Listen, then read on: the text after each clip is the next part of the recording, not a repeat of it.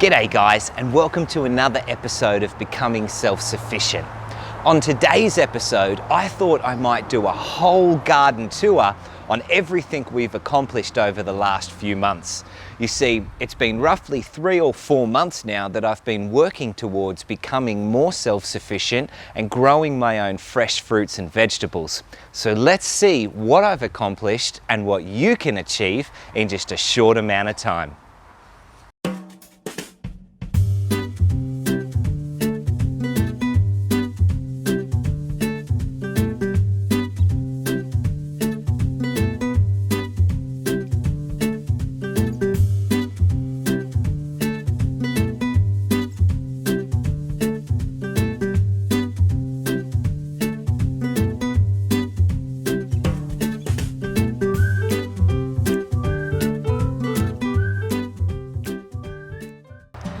So believe it or not guys, a little over 3 months ago, this garden bed was dry, grey, sandy soil.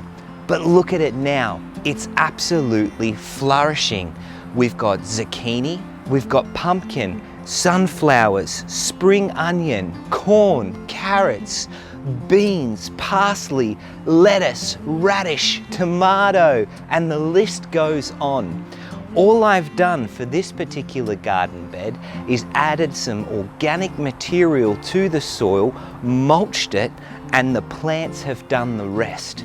You see, once the plants start to grow up and cover the soil and keep the heat from the sun drying it out constantly, it allows the organic life and the bacteria and the fungus in the soil to take over, and this is the result.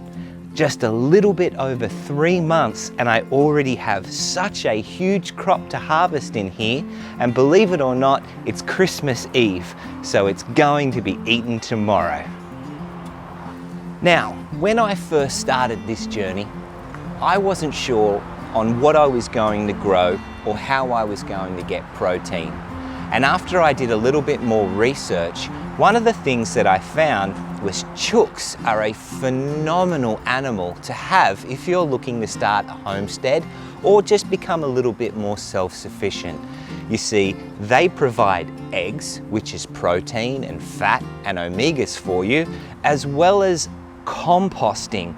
They give you manure and any veggie scraps that you want from your kitchen to go in here. The chooks love them.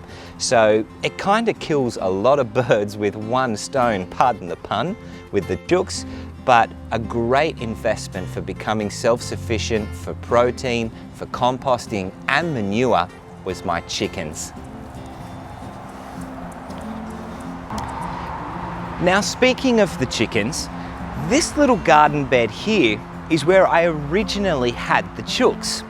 All of the vegetables that you can see here, which is coriander, we've got butternut pumpkin, tomatoes, we've got a few sunflowers sprouting, and we've also got a small capsicum plant, are all self-seeded from vegetable scraps that I fed to the chooks. So what I decided to do was simply mulch over this area because there was already so much chicken manure here, and obviously the seeds had started to sprout. So it was a small experiment, but as you can see, it is doing absolutely phenomenal. In fact, these plants are quite young. They're probably only about 2 or 3 weeks old, and as we go around the garden, you'll notice that they are already bigger than some of the well-established tomato plants that I have. One of the very next things I chose to invest in was a greenhouse. You see, when I started, it was at the end of winter, and if I wanted to sprout a lot of the fruits and vegetables that I wanted to grow in spring early, I needed an environment that was going to be warm enough to encourage those seeds to sprout. But what I found is a greenhouse, when you leave the door open like this and the window open at the back to allow airflow, is a double-edged sword. You see, we've been getting hit with La Nina lately, which means a crazy amount of rain.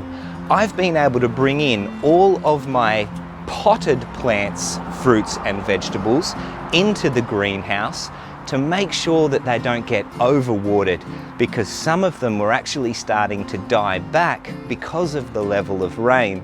But since moving them in here, they've started to thrive. So I would encourage you to definitely invest in a greenhouse. Doesn't need to be this big, but something small is always helpful.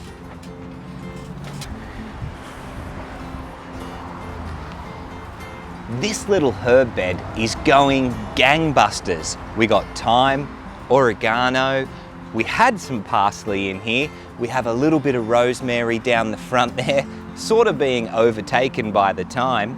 But if you remember or have been watching for a little while, this was the second project I did on becoming self-sufficient.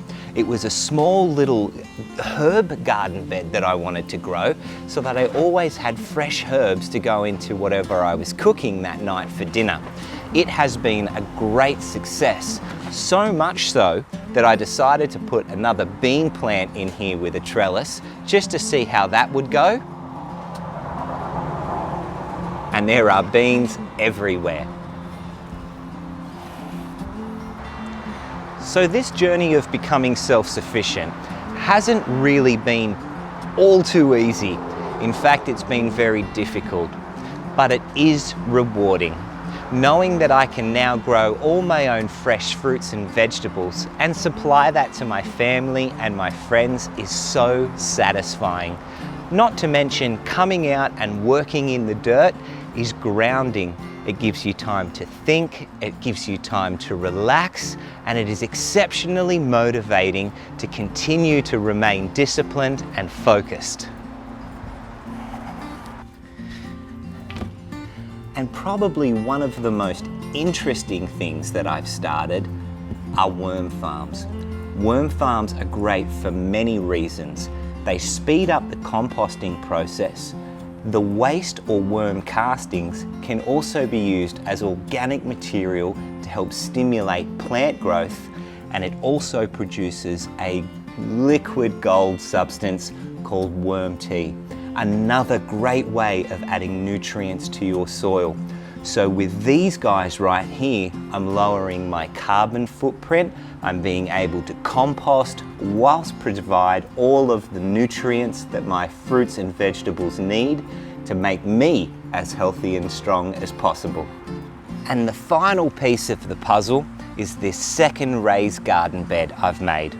I've got some onion, spring onions, corns, nasturtium, sunflower, more sunflowers that I've just recently planted, and a little bit more corn to come up in succession growing after this.